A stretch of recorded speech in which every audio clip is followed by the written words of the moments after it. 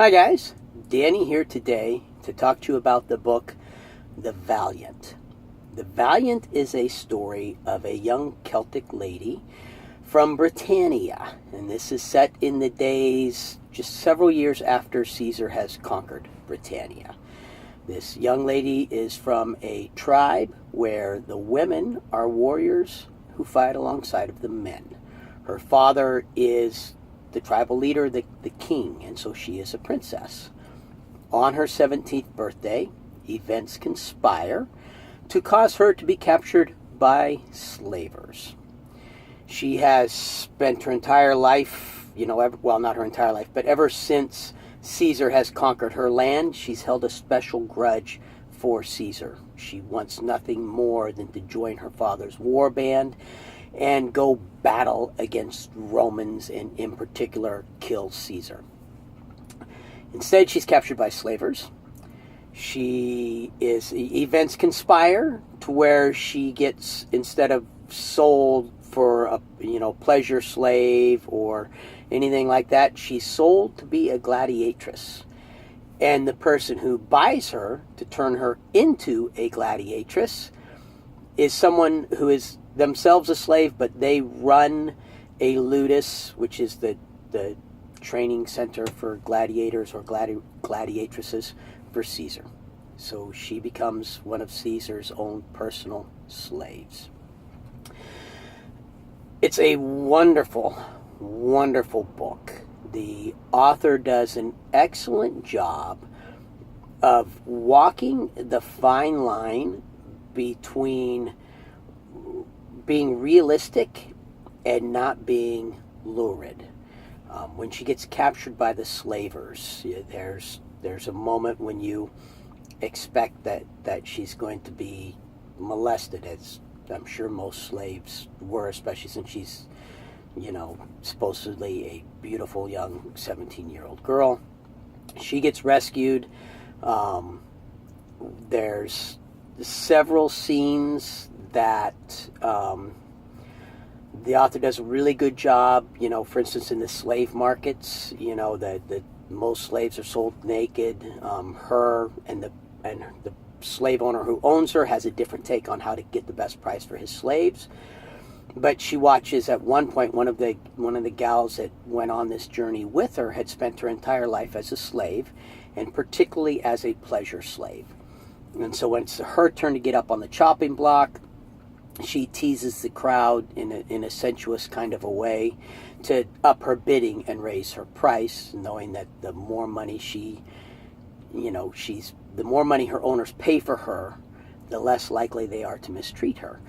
But the author doesn't dwell on this slave's behavior as a lot of authors would do. I mean, a lot of authors would use this moment to build this really lurid, sexual scene. And instead what the author does is the author dwells on the heroine's thought process, the heroine's personal observations.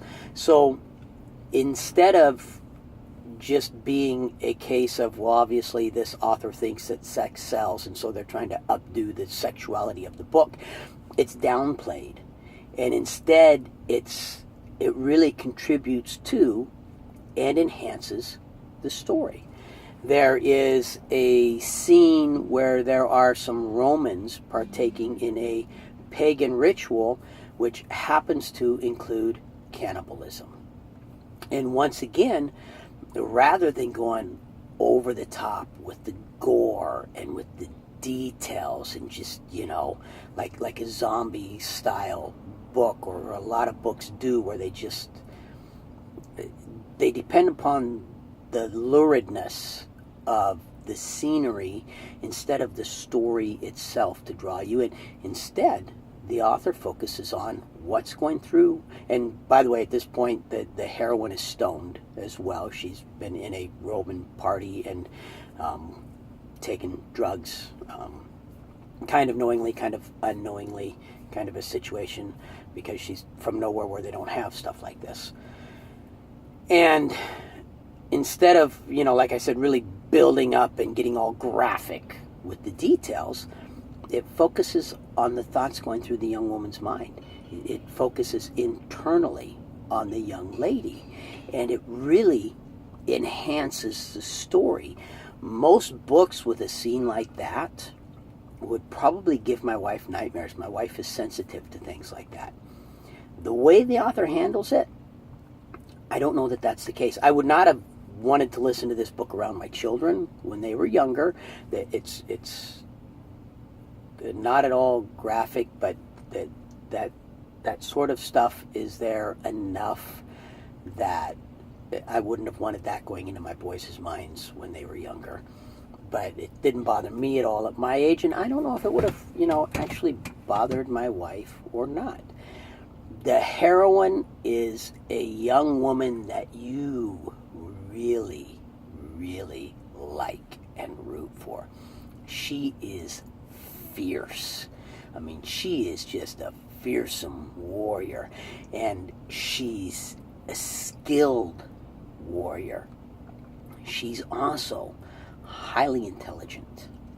She actually at one point gets into, I'll call it a battle of wits, although it's not really a battle of wits. She strikes a deal with Caesar, and then she has to figure out how to come through on her end of the bargain, and she uses strategy. She doesn't just blindly go kill everybody. She uses a lot of strategy. She has compassion. She has empathy. When I listen to a lot of books that have heroines in them, I tend to compare them to my sisters. Could I see my sisters behaving this way at that age? Is that true to how my sisters, my nieces, my son's girlfriends, to the way they think, to the way they act?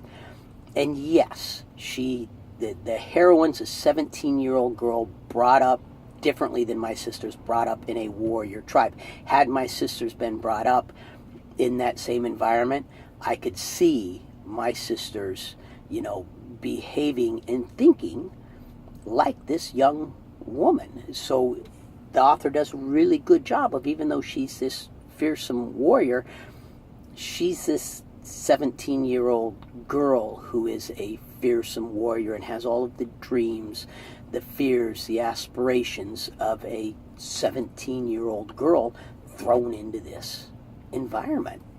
Narrator's awesome.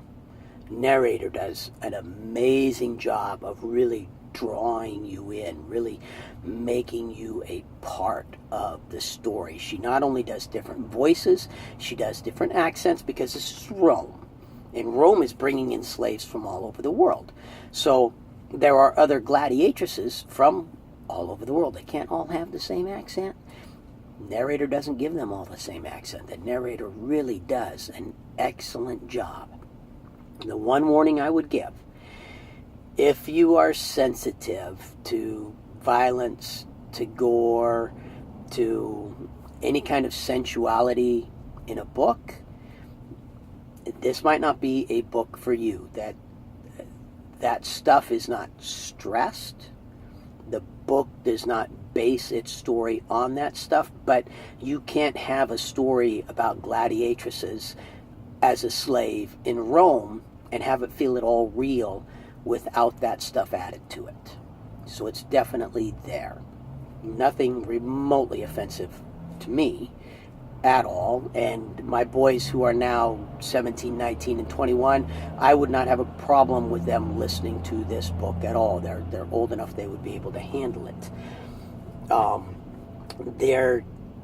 The end of the book, there's a nice author's note where you discover that the author has been fascinated with Rome, and particularly gladiators and gladiatresses, and she talks about whether there's evidence for gladiatresses or not.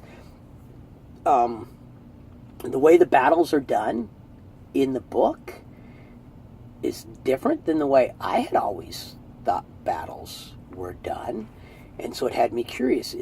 Is the author being realistic? Is my information wrong?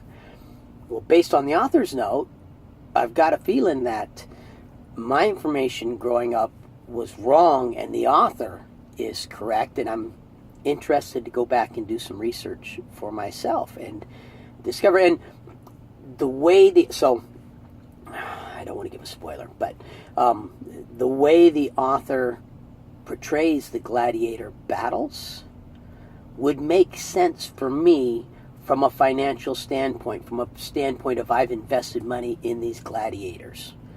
That this is my income.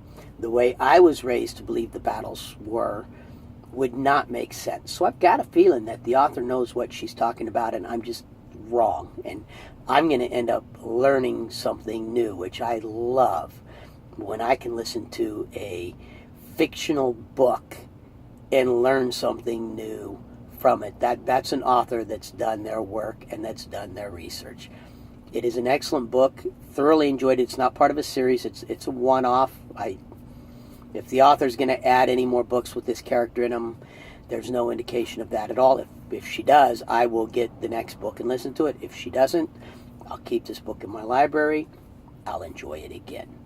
I hope you all have a wonderful day, and I will talk to you later.